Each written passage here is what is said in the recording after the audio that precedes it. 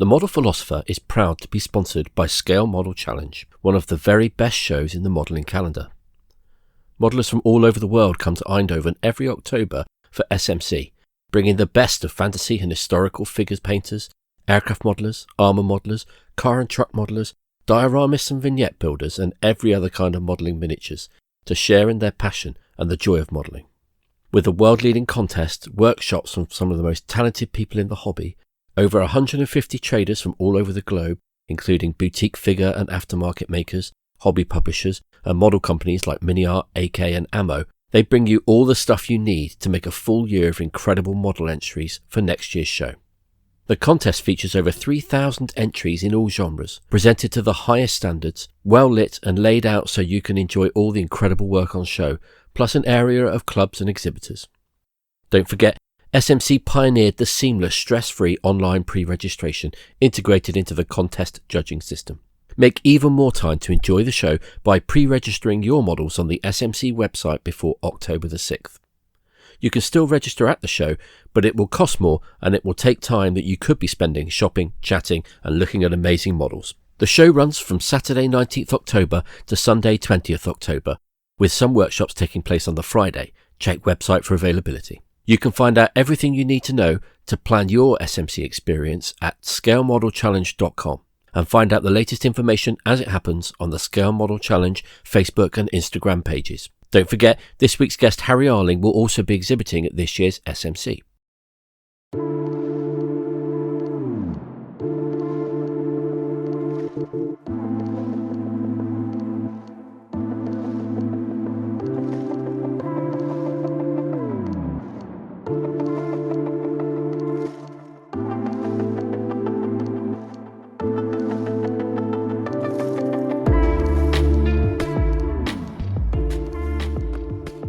Welcome to episode 10 of The Model Philosopher. This week's guest is Harry Arling. Harry is better known by the name of his created miniature world, Kosmotroniks. Kosmotroniks straddles the world of modelling and the world of gallery art with a big A, although as we will hear, it's not something Harry necessarily intends or agrees with.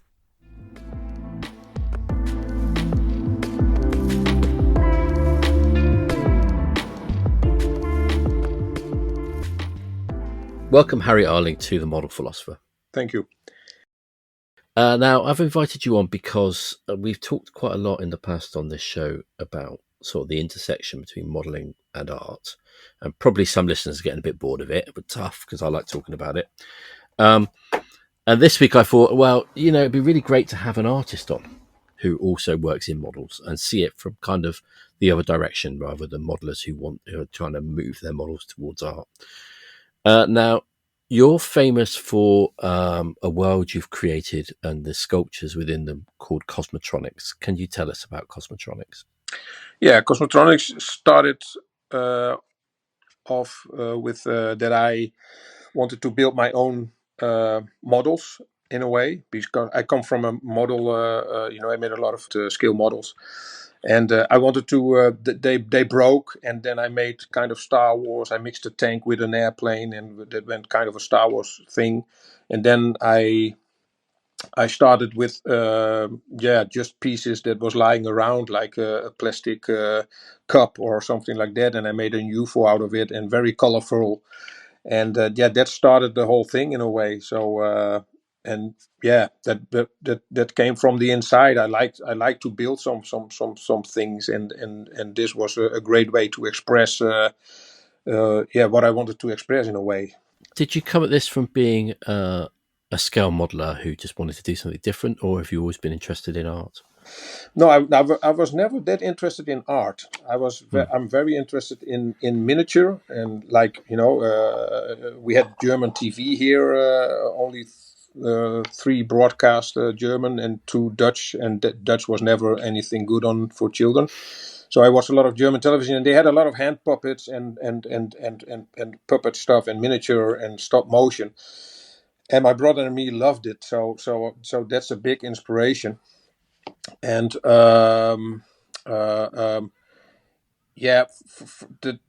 and I always wanted to make also what I saw there, to try to make that. So I just remember that with the Wizard of Oz, there they were. I don't know if it was a kind of was it in a movie? Those monkeys fly in. No, they have wings, but there was also a version that they fly in airplanes in double deckers. And my brother and I immediately put some wood and we tried to make those double deckers. So it's yeah,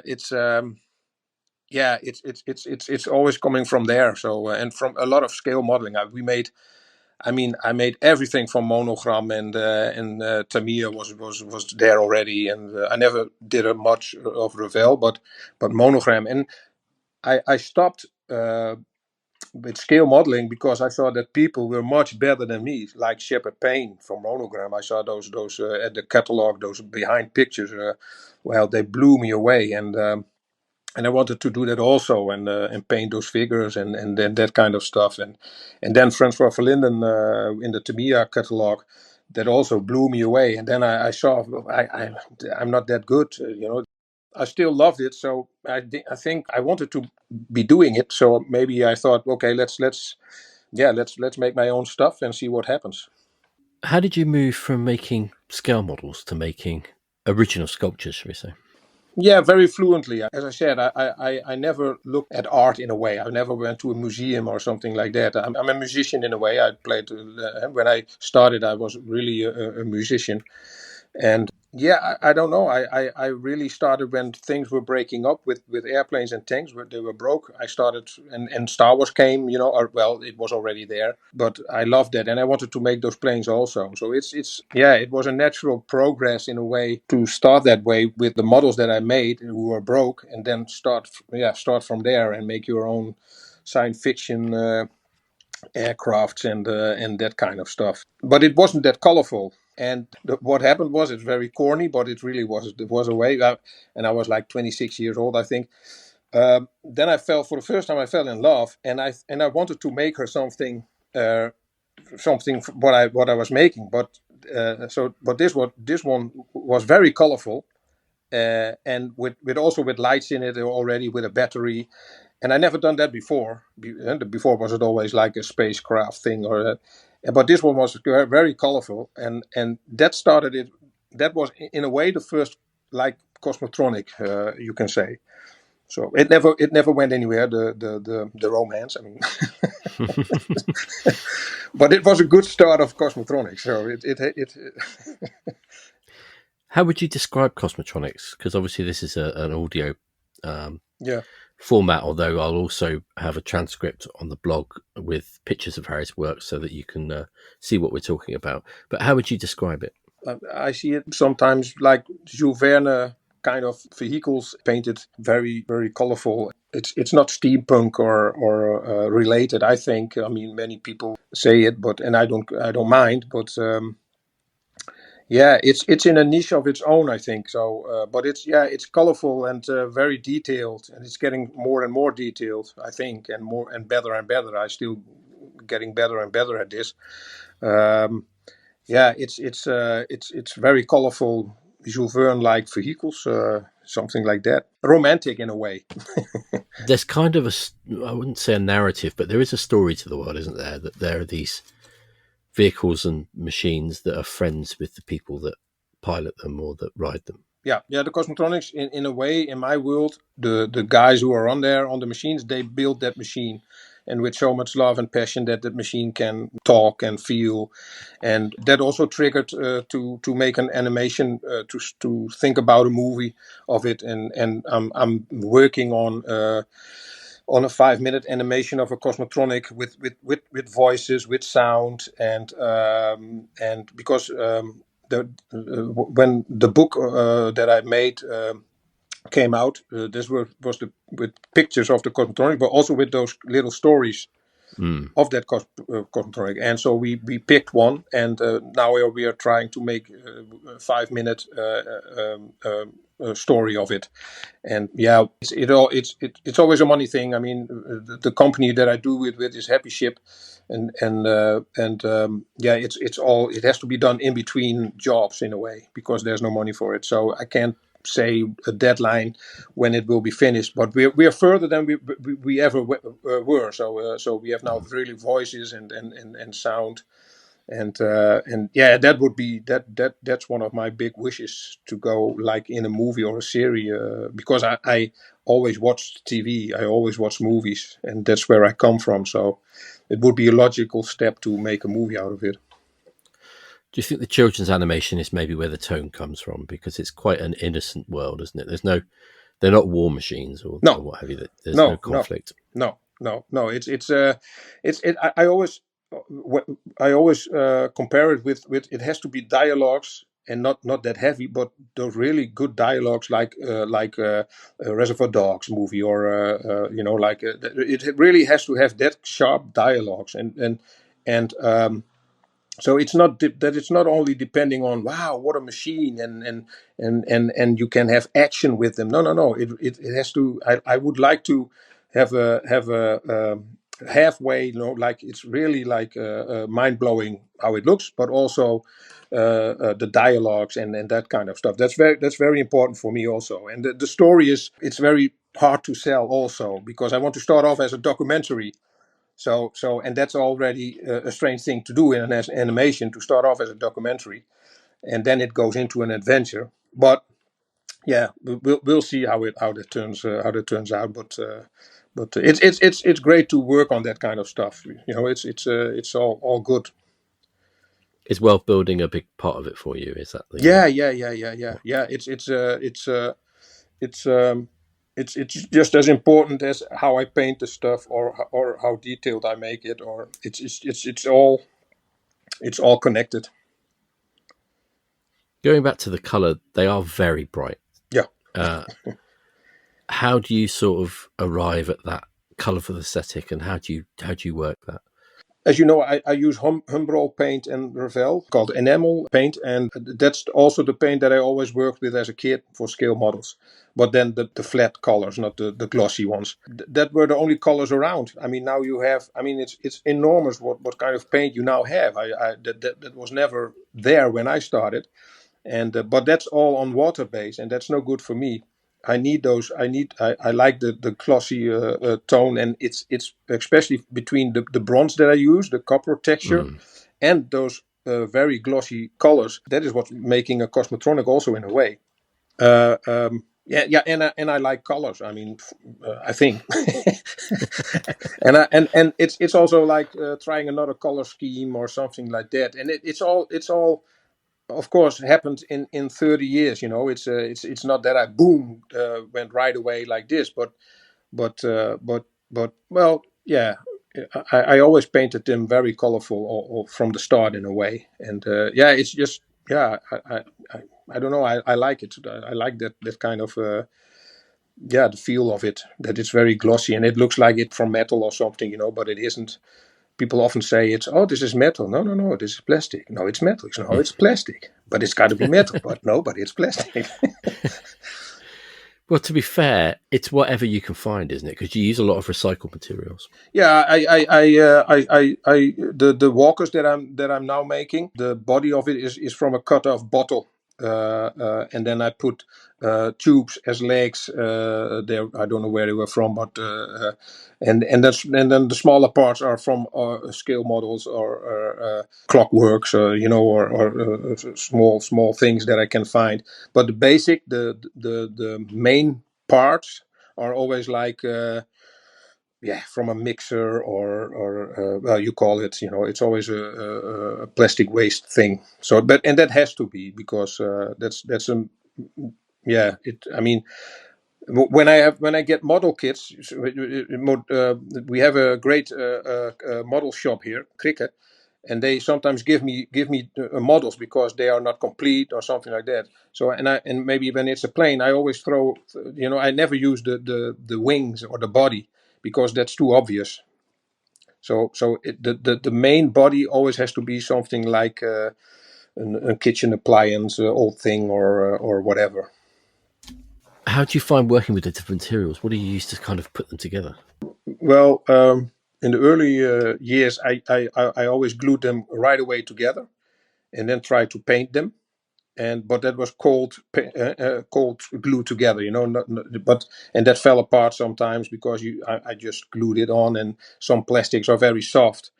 and it doesn't melt. It sticks, but you can pull it off again, and then you see the glue. Well, but now I use a lot of super glue. I use, and then everything I do with pins. So I make a hole, and then I pin it also onto the body, and so it's very sturdy. And I use epoxy glue, the two that you have to mix. I used it all sometimes. So, but nowadays I make parts of everything, and then I can paint it really well, and then I can stick it together and look at it, and then I go like, because I have pins in it, and I go, oh, I have to do a color there, and then can I take it apart again? And well, that was in the early days. I never did that. So my earlier Cosmotronics are very badly painted or not very detailed, and yeah, now I can paint things that when it's fixed, when it's together, you don't see it anymore, but it's there. so, so it's yeah, but that's a very a progress. That's and that's I'm still inventing myself by looking at other model makers and that kind of stuff. So I learn a lot of model makers in a way. I always check them out and see what they are doing, and sometimes it's not directly related to what I do, but in a way it does. So it's very interesting. Do you sketch them out before you start, or do you kind of find your way as you go? No, find my way as I go. Yeah, I never make a drawing. I see how do you call it, a piece of plastic, and I think, oh, that's a funny shape. And sometimes the shape is so good that it takes me weeks before I can start on it, because there's so many possibilities to make something out of it. So I really have to think it through, and but it's the that's the nice thing about it. The whole building process is like always an adventure. I mean, I made hundreds of my Cosmotronics, but it's every time it's starting new. It's a new adventure that you start. I don't not do not really know where I'm going in a way until it's finished. I mean, of course, if it got legs, it has legs, but what will I do as what for feet, or how will it move, or what will be the mechanism? And that's always that's great to explore again. Now, we were talking before we started recording about showing your work, and I saw you. I mean, I've been following you for a long time on social media, but also Yeah. I saw your work at World Model Expo. They had a area in the competition or the display there with a number of your pieces, but you also show them in galleries when you can. Is that right? Yeah. Yeah. Yeah. Most times, I mean, most times in galleries, and I mean, it became art in a way. So I mean, I never started it. Let's make art. I just build what I like to build, and then all of a sudden, because that's a because as I told you, I'm a musician, and in those days I played a lot, and when I made and it wasn't called a Cosmotronic yet, but when I made a piece, then I always gave it away, because or else I would break it. I will put it out together, because I wanted to make another one. So I gave them away, and I gave it to a guitar player here in Groningen, and a gallery owner came by at his place, and he said, "Oh, whoa, but that's a nice thing. But where is it from, and from who?" Well, he told us Harry Arling, and he makes, oh, and that started it. He called me and he said, "Do you got more?" I said no, but I said, "Well, I want to do an exhibition." And I called my brother, and he said, "Okay, well, now they will have to get a name. You have to name them." And he made a list with some suggestions, and Cosmotronics was there also on. And I thought, okay, that's a good name. So that started it, the whole art thing in a way. But it was never supposed to, like, oh, I'm gonna make art, or no, I didn't. No, it wasn't. Yeah, it just went that way. It was just a desire to make things, and it kind of Yeah, led you there. Yeah. yeah. We were always. I was. We were always watching a lot of TV. A lot. And they say So it's bad for you. no, yeah, no. Well, I mean, but then after, when we didn't watch TV, we were always busy making stuff, and that went from building your bicycle into something else, or something bigger. Or we were what I did a lot was radio controlled cars. I did that also a lot, and you could paint the bodies and that kind of stuff the way you wanted it. So after the TV thing, we were always busy with things and building for yeah. Now, you said you've had some success exhibiting in the Netherlands, but not so much outside. Why do Mhm. you think galleries are resistant to them? I think they don't. It's very difficult to show them pictures, Mm. but because that's what you send, and you write something also like what it is and how it's a little bit like that info. And I don't think that gets the message across. What works the best is for me is when I talk about it one on one, with people, Mm. and show them, and because it's so different. It's as I said, it's like the missing link between scale modeling and art in a way, or something. It's and that makes it, yeah, that makes people very reluctant to give it a place.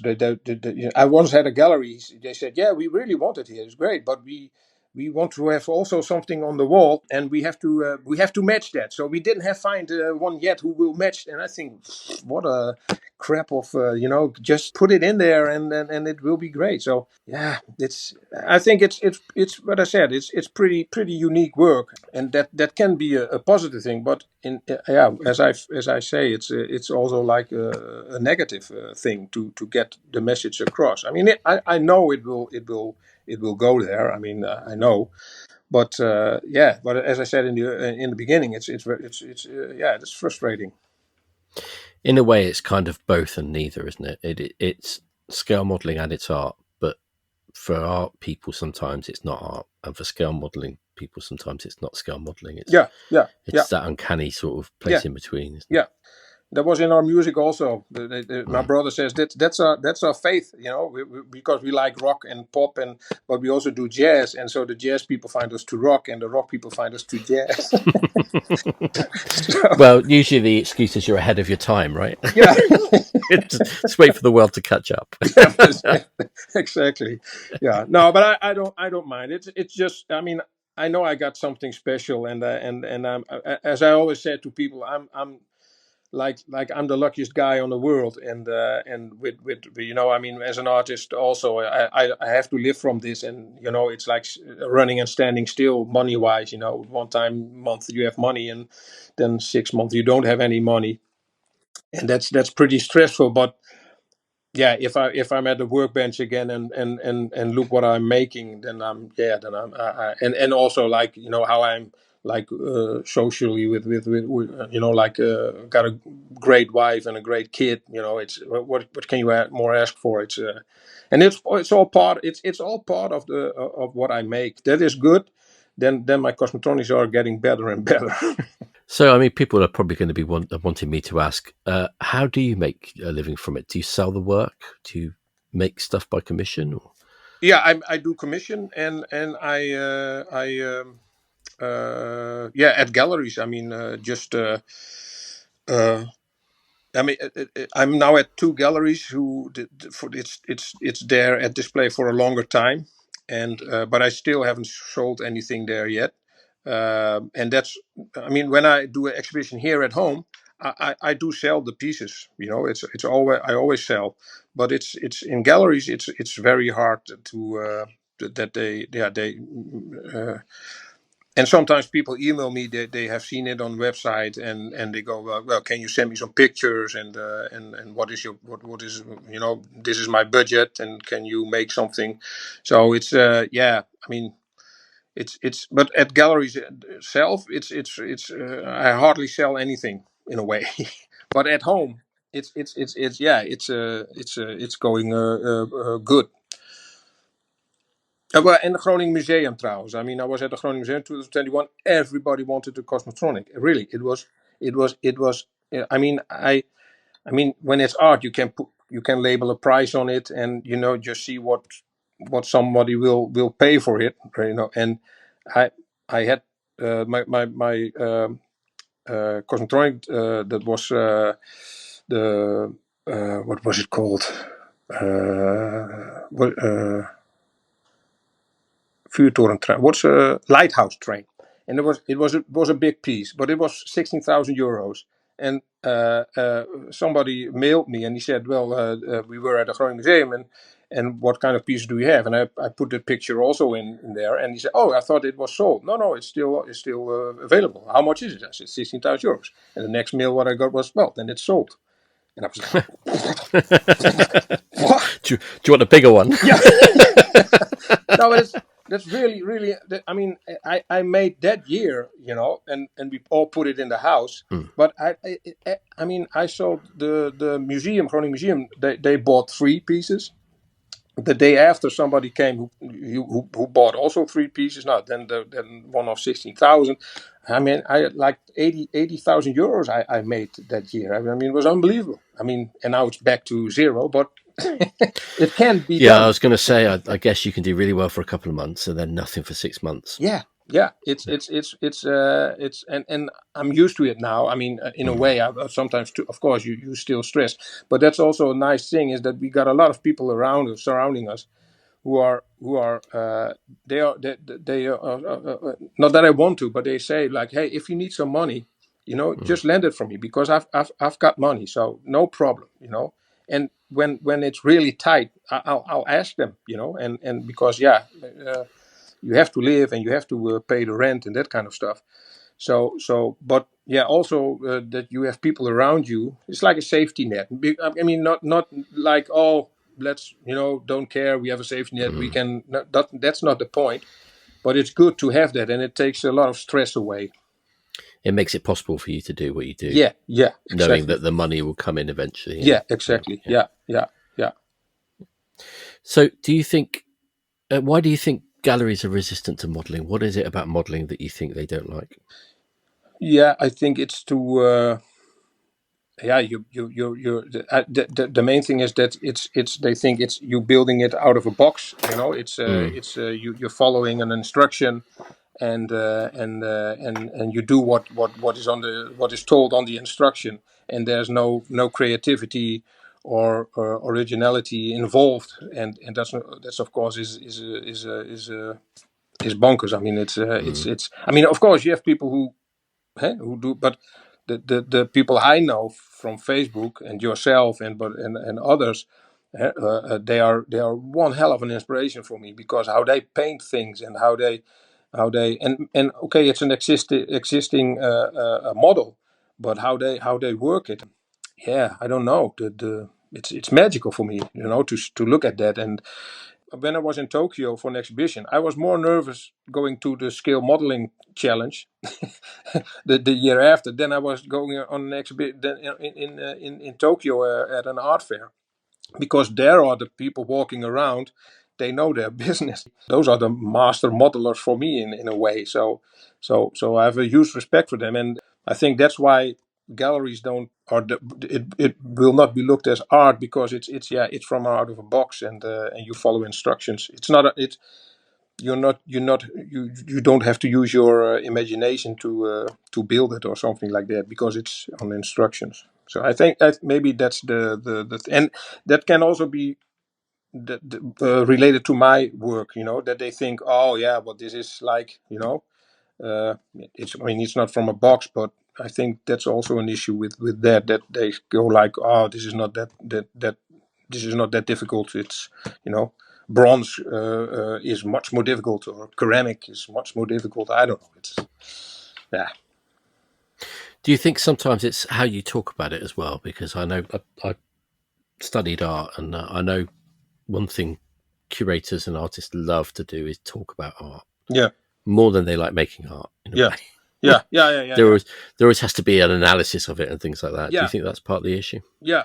I don't make. I mean, it's what I make is very clear, and I don't. There's no analysis in a way like, I don't know. It's a world of its own, of course, but there's no deeper message or something in. I mean, it's funny because the neighbors of me here, that's an art gallery, and and because we are next to each other, they sometimes go to the wrong door. When I have an exhibition, they open my door, and you see at their face the door opens, and they go like, and I go like, oh, they say you have to go to the next door, because when that's really art, like I mean, I'm not disrespectful for it, but like scrabbles on paper, and really arty farty way, and then and but Traditional art, should we say? traditional art, yeah, with a big A, but that's not my art. I mean, it's also like, that's the same with model making. It's a how do you call it? It's a skill. It's, I mean, never like the painters who can really do good, like painting real stuff like apples, like so composition of an apple with, that's it's not only art, it's also like a skill, a A master, craft, a yeah. craft, yeah. So, and that is what I do, is also is yeah, more like, I think, a craft also. I think though there's kind of more to it as well, because you've taken sort of models and you've gone beyond what they are and made them into something new, made something very different. Yeah, no, I mean, I'm now, because how the way I paint them also, with the wavy lines, and that's really a signature for a Cosmotronic now. So there's more to it, because it's really, has its own place in a world, call it an art world, or so, because, and it's unique. I mean, I'm on Instagram and I see a lot of people, and I never saw anything that the way I do it, and it's pretty unique. And it's the funny thing is that, um, I'm the rivets that I make, I cut them off of a round plastic strip. And you suggested once, to me, because I said I'm fed up with this, and you suggested one time, well, why don't you buy a sheet of plastic, and then you, with a punch, thing, you can, and they're all like even, and I thought, oh yeah, that's great. But then I thought, no, the imperfections of a Cosmotronic, that those rivets are not the same length, and some are unbelievable, too big, but that makes a Cosmotronic. And it is the same with 3D printing. Someone said, well, you got to, because maybe you got to think about 3D printing. I thought, oh yeah, and then I can make any shape I want. And then I thought, no, a Cosmotronic is the imperfection of the shape, that I have to do something with it. It's not, it's great, but it's not there yet. That is what makes a Cosmotronic a Cosmotronic. So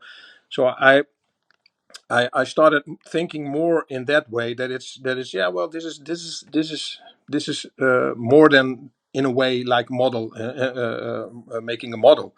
So because there's a lot of thinking going on for me about how I do it and why I do it, and things.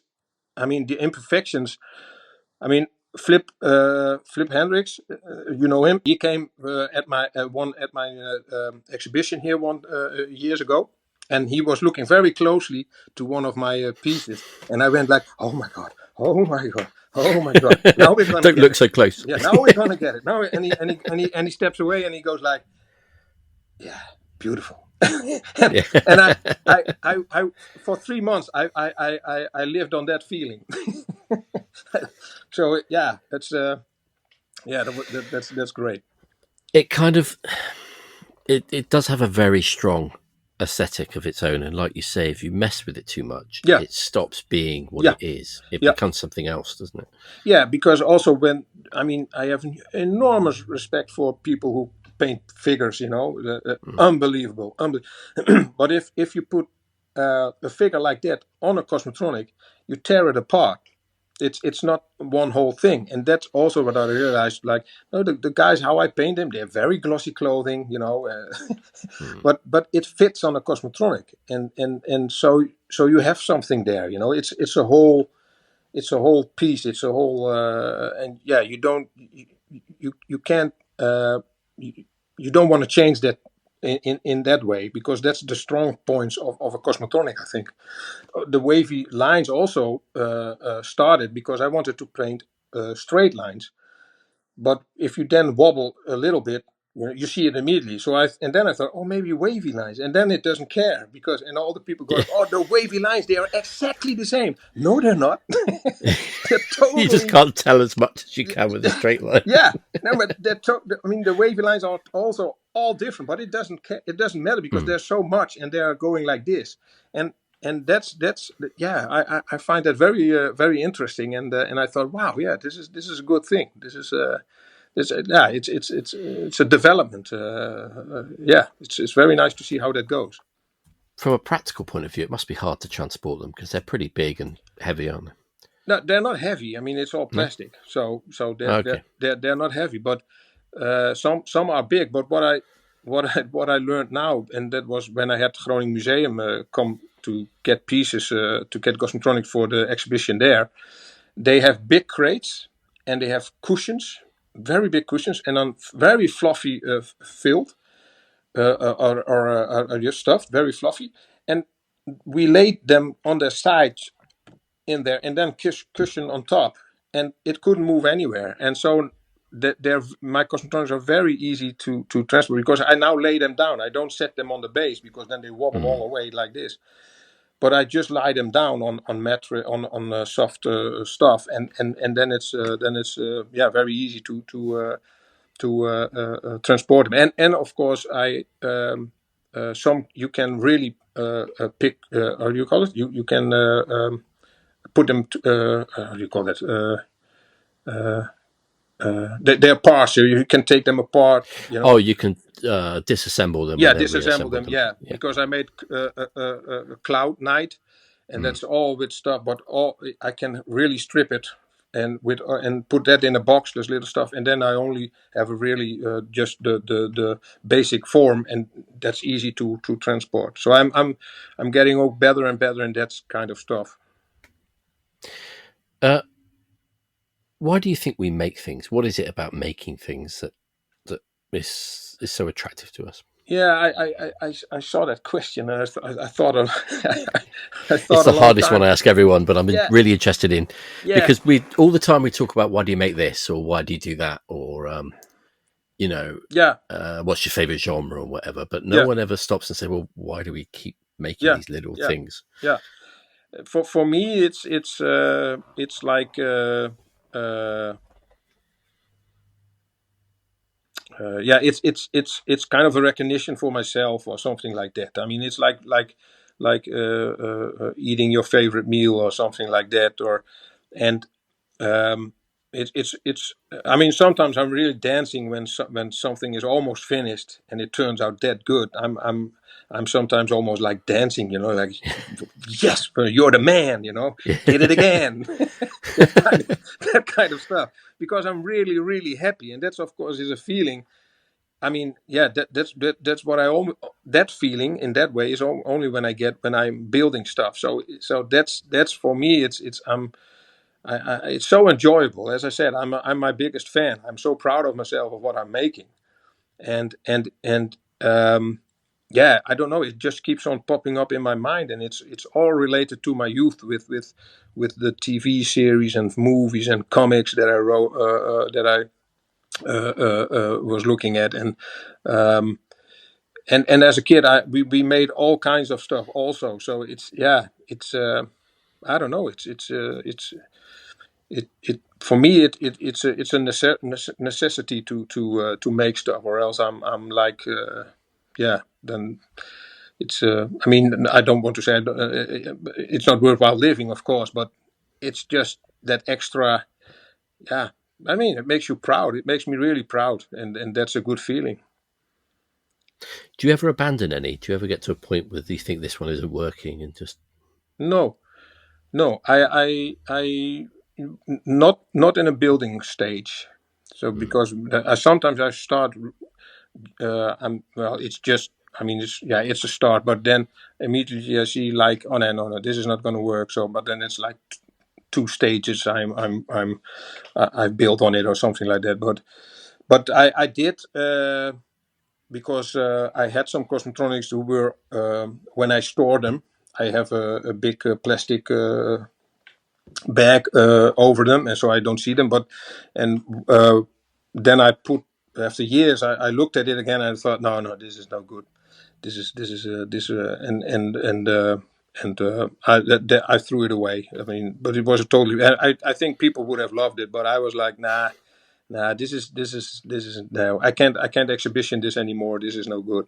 So and when I sell stuff, they have a lifetime guarantee. So I get sometimes getting Kosmotroniks back from like 94 or something, and then I repair it. And then I also see the like, oh my god, what.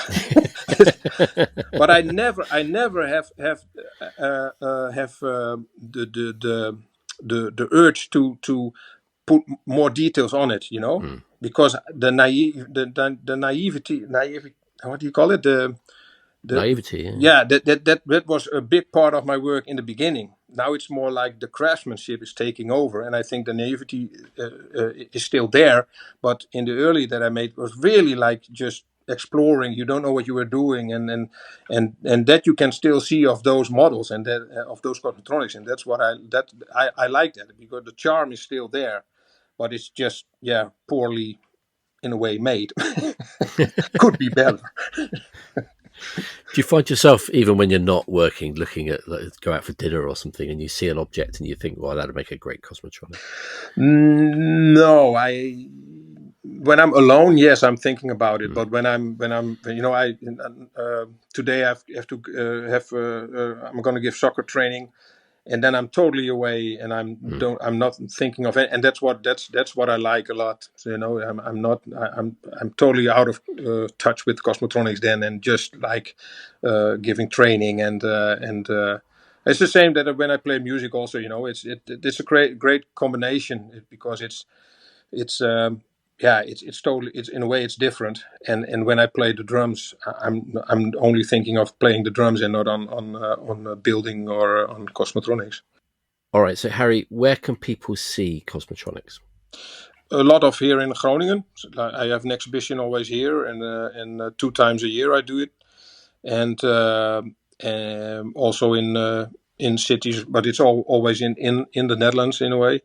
And 2025 I have the exhibition in Norway, and I'm working on to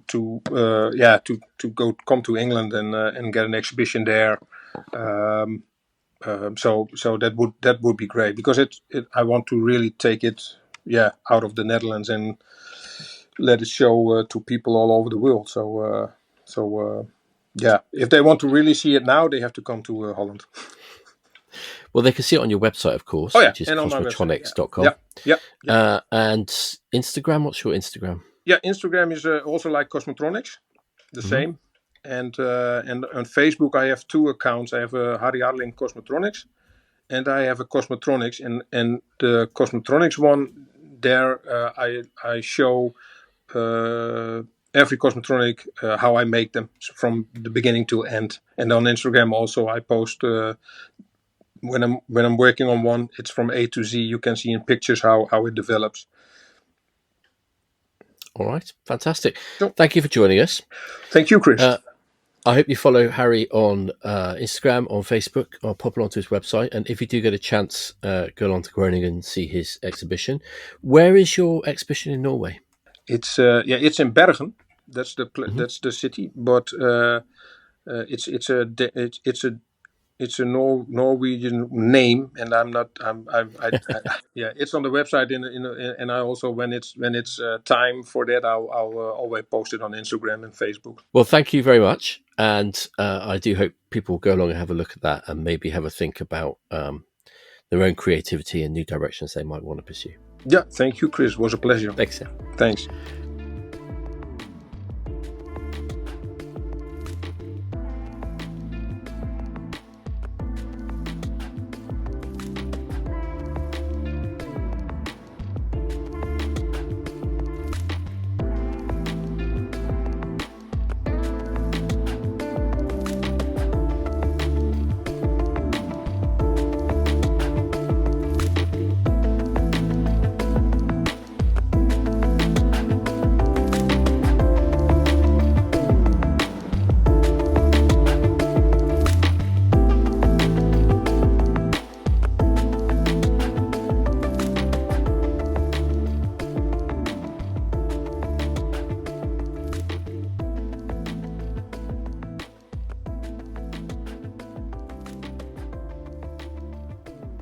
I hope you enjoyed that as much as I enjoyed talking to Harry. Personally, I find his positivity and creative energy incredibly infectious. I urge you to look up Kosmotroniks, as it defies explanation in many ways. For me, it brings to mind the innocence of childhood, uncomplicated by history or the negativity of the world. We're unfettered by cynicism or the restrictions we place on ourselves in the real world. A universe of possibilities and joy. It invites us to let go of all the things we've learnt about realism and physics and just enjoy the possibilities models and machines could have. In that way, it invites us as modellers to free ourselves from the frameworks we erect to define what our modelling has to be. When we let go of the box and instructions, we can make something truly special, even within the framework of historical accuracy. Assembling a kit to the instructions is fun and a fantastic hobby, but modelling can be more, much more. This show has leaned hard into the art and modelling topic, and although it will always be a theme of the show, the main topics of discussion will move on to other things for a while. If you have a topic you would like to see discussed, or if you have any feedback on the show, please do email me at info@insidethearmour.com. Talking of which, please do check out my business with 3D parts and accessories, plus modelling books and more at insidethearmour.com. While I'm begging your attention and indulgence, if you like this show, please go to your podcast app of choice and leave a review, as it helps the show in the podcast recommendation algorithms and helps others to find it. If you can, you're able to, and you would like to support the show, you can become a patron at patreon.com/themodelphilosopher. It really helps pay for hosting and equipment needed for this show. So finally then, thanks to the Model Philosopher patrons and our sponsor Scale Model Challenge, and to you, dear listener, for listening to the end. Take care and see you next time on The Model Philosopher.